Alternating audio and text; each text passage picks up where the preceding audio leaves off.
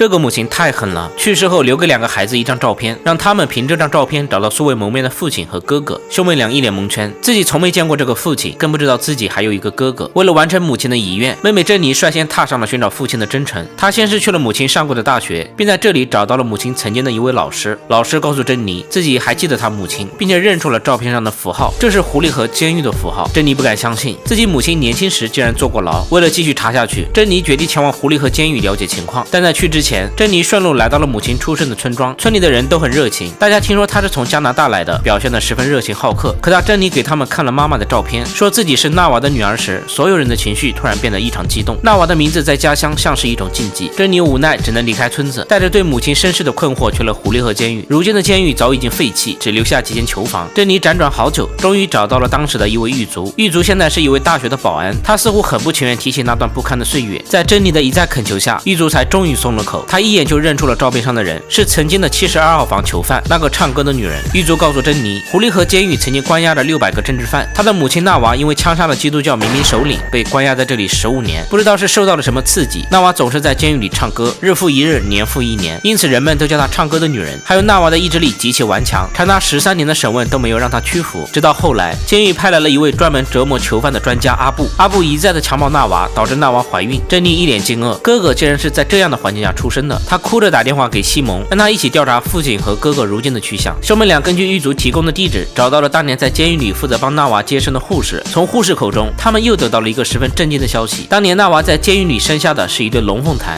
一名穆斯林女人想要和基督教男人私奔，可没走2步就被自己的哥哥发现了。哥哥毫不犹豫开枪打死了他的恋人，接着又用枪对准了自己的妹妹。生死关头，纳娃的祖母及时出现救了他一命，但祖母不知道此时的纳娃已经怀有身孕。祖母一边大骂纳娃不知检点，一边替他和肚子里的孩子想办法，最终决定孩子一出生后就送去孤儿院。纳娃分娩这天，祖母拿针在婴儿的脚后跟烫了3个圆形烙印，准备将孩子连夜送走。纳娃虽然不舍，却没什么办法，只能眼睁睁看着祖母将孩子送走。之后，纳娃根据祖母的嘱咐去了镇上一所大学读书。可好景不长，纳娃没去多久，穆斯林就和基督教开战了，战争导致大学关闭。纳娃觉得这是寻找儿子的最后机会，于是独自一人踏上了寻找儿子的征程。炮火连天之下，所有人都在忙着逃命，只有纳娃逆着人群而行。他一路跋涉来到了孤儿院，却看到孤儿院已经变成了一片废墟。纳娃跪坐在废墟上，掩面痛哭。就在这时，一名好心人告诉纳娃，孤儿院的孩子很有可能去了难民营。抱着最后的希望，纳娃收起胸前的十字架，围上头巾，伪装成穆斯林，搭上了去难民营的大巴。可万万没想到，大巴开到一半就被一群基督教民兵拦了下来。司机下车想要和他们解释，不料被一枪击毙。紧接着，民兵开始疯狂朝大巴车扫射，大巴车瞬间变成了人间炼狱。除了纳娃和一对母女，无一人生还。民兵们爬上了车顶，开始倒汽油。纳娃见状，赶紧拿出脖子上的十字架，证明自己是基督徒。他一把抢过女人手中的孩子，告诉基督徒这是自己的孩子。可小女孩却一直不停地高喊着妈妈。她挣脱纳娃的手臂，奔向了自己的母亲。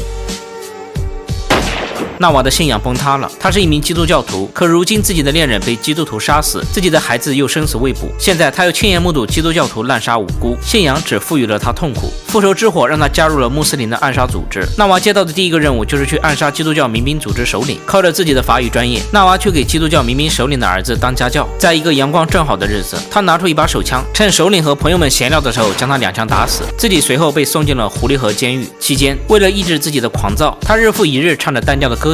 然而精神上的自我慰藉却无法抹去身体上日益明显的耻辱证明。他被阿布数次强暴，肚子越来越明显，他强忍着疼痛拼命捶着自己的肚子，试图让自己流产，但没有成功。冰冷的白炽灯下，纳娃的双手被反铐在产床上，生下了一对龙凤胎。本来这2个孩子是要被丢进河里淹死，但被心存怜悯的护士偷偷留下。2年后，穆斯林取得了胜利，护士将2个孩子还给了纳娃。纳娃背负着痛苦，独自一人抚养被强暴而生下的双胞胎，在异国他乡平静的生活到了晚年。他本想将这个秘密永远埋藏下去，直到这天，纳娃在一次游泳时看到了这个男人。这个女人游泳时看到了自己失散多年的儿子，她怀着激动的心情上前，结果却大惊失色。纳娃从此一蹶不振，没几天就去世了。她留给自己2个孩子2封信，一封是给他们父亲的，一封是给他们哥哥的。只有在兄妹俩送完这2封信后，才可以在母亲的墓碑上刻下墓志铭。兄妹俩有点蒙圈，自己从没见过自己父亲，更不知道自己还有一个哥哥。为了替母亲完成遗愿，珍妮和西蒙开始寻找他们的父亲和哥哥。从当年的穆斯林民兵首领口中，他们终于得知了了自己的身世。穆斯林民兵首领告诉他们，当年他为了给难民兄弟报仇，杀了村子里所有的基督徒，但是他放过了那所孤儿院，所有孩子都被带走训练作战，其中就有纳瓦的第一个孩子，他们的哥哥尼哈德。尼哈德很有天分，很快就成为了神枪手，同时也在不断寻找妈妈的下落。为此，他甚至不惜豁出自己的生命去当烈士，原因是想在墙上挂满照片，让母亲能够看见自己。但是他的这个想法被首领拒绝了。没过多久，哥哥就被基督教徒抓住了，但是基督教徒没有杀死哥哥，而是将哥哥训练成了更为专业的狙击手，并派他进狐狸河监狱看管犯人。西蒙听完脸色煞白，他转头问珍妮，会不会有一种情况1+1等于1？珍妮愣住了。在西蒙的不断重复下，珍妮终于明白了，原来他们苦苦找寻的父亲和哥哥其实是同一个人。那天母亲在游泳池失魂落魄，是因为她看到了一个脚上有3个黑痣的男人，但当这个男人转过身的时候，母亲认出来了，这就是当年在监狱里强暴自己的那个男人阿布，同时也是自己找寻的大儿子。知道这一切后，兄妹俩放声大哭。命运是如此的捉弄人，战争不会造就英雄，只会留下孤儿寡母。珍妮和西蒙打听到了阿布现在的住处，将母亲的2封信交给了他。哥哥先是打开了那封给父亲的信，那王在上面写着：下笔时我全身发抖，我认出了你，你没有认出我，真是美妙的奇迹。我是你的72号刑犯，我们的孩子会将此信交给你。第2封是给儿子的信，上面写满了纳瓦对儿子的思念与愧疚，满满都是母爱。哥哥看完信后在原地愣了很久，他怎么也没有想到自己早就见到了母亲，只是造化弄人。他没有认出母亲，反而在监狱里对母亲百般侮辱，真相令所有人保持缄默。纳瓦的名字也终于刻在了墓碑上。影片最后，哥哥来到了母亲纳瓦的墓碑前，只是静静地站着，一言不发。焦土之城是一个沉重的故事，在控诉战争残酷的同时，我们也感受到了人性的光辉和母爱的伟大。我想说，国家之间的争斗永远都是百姓在受苦，这是亘古不变的道理。当战争来临，我们没有人能独善其身。好了，今天的电影就到这里。